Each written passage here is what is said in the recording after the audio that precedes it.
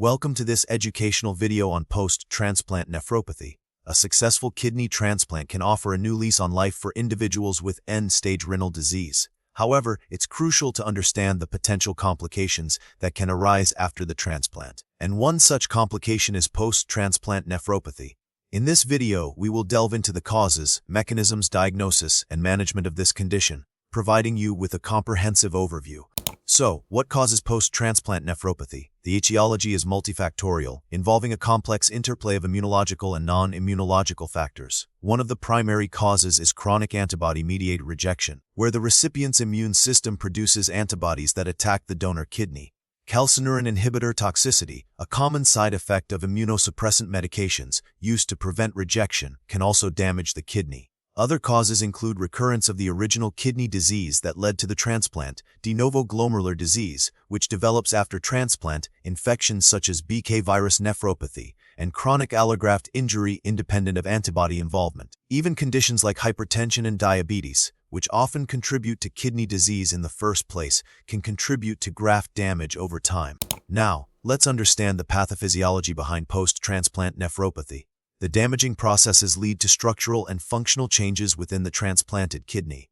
Chronic antibody-mediated rejection results in inflammation and injury to the glomerular capillaries, leading to glomerulonephritis and scarring.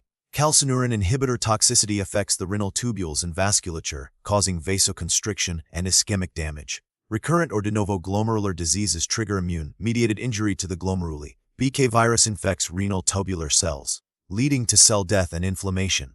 These various pathways ultimately result in progressive fibrosis, tubular atrophy, and glomerular sclerosis, impairing the kidney's ability to filter waste products and maintain fluid balance.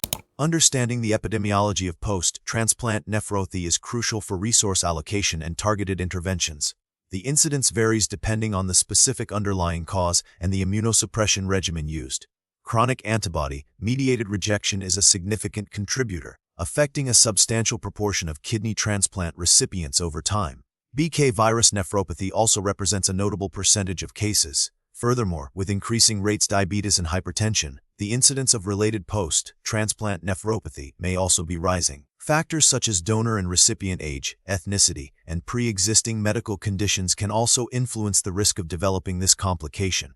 Recognizing the signs and symptoms of post-transplant nephropathy is essential for early detection and intervention. Many patients may initially be asymptomatic, with the condition only detected through routine monitoring of kidney function. However, as the disease progresses, patients may experience a gradual decline in kidney function, leading to elevated creatinine levels in the blood. Other symptoms can include proteinuria, which is the presence of protein in the urine, edema or swelling, particularly in the legs and ankles, hypertension that is difficult to control, and in advanced cases, symptoms of kidney failure such as fatigue, nausea, loss of appetite, and shortness of breath. Accurate diagnosis is paramount for effective management of post-transplant nephropathy. The diagnostic workup typically involves a combination of laboratory tests, imaging studies, and kidney biopsy. Blood tests are performed to assess kidney function, including creatinine and blood urea nitrogen (CBN) levels. Urine tests are conducted to measure proteinuria. Ultrasound may be used to visualize the transplanted kidney and rule out any structural abnormalities. However, the gold standard for diagnosis is a kidney biopsy, which allows for microscopic examination of the kidney tissue to identify the specific cause of nephropathy, such as chronic antibody-mediated rejection, BK virus infection, or glomerular disease. The biopsy results guide treatment decisions. While a strict classification of post-transplant nephropathy types doesn't exist, it is often categorized based on the underlying cause.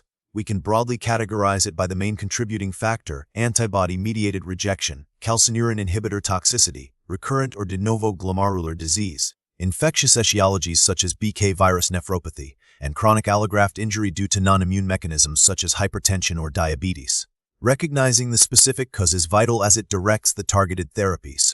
The treatment and management of post-transplant nephropathy depend on the underlying cause and the severity of the condition. For chronic antibody-mediated rejection, treatment may involve increasing immunosuppression with medications like plasmapheresis or intravenous immunoglobulin to remove or neutralize antibodies. Calcineurin inhibitor toxicity requires careful adjustment of the dosage or switching to alternative immunosuppressants.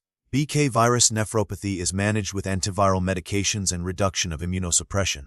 Management also includes controlling blood pressure and blood sugar levels, using medications to reduce proteinuria, and addressing any complications of kidney failure, such as anemia or electrolyte imbalances. In advanced cases, when the transplanted kidney fails, dialysis or repeat transplantation may be necessary. Preventing post-transplant nephropathy requires a multifaceted approach. This includes careful selection of donors and recipients to minimize the risk of rejection. Optimizing the immunosuppression regimen to prevent both rejection and drug toxicity is crucial. Close monitoring of kidney function and early detection of any abnormalities are essential. Regular screening for BK virus infection and prompt treatment if detected can help prevent BK virus nephropathy. Effective management of blood pressure, blood sugar, and other risk factors can also contribute to long-term graft survival. The prognosis of post-transplant nephropathy can vary depending on the underlying cause, the severity of the condition, and the response to treatment. Early diagnosis and aggressive management can often slow down the progression of the disease and improve graft survival. However, in some cases, post-transplant nephropathy can lead to chronic kidney disease and eventual graft failure. Recent research is focused on developing more targeted therapies to address specific causes of post-transplant nephropathy, such as novel immunosuppressants and antiviral agents. Furthermore, research is exploring biomarkers that can predict the development of post-transplant nephropathy and allow for earlier intervention. Ongoing advances in transplantation medicine are continually improving the outcomes for kidney transplant recipients.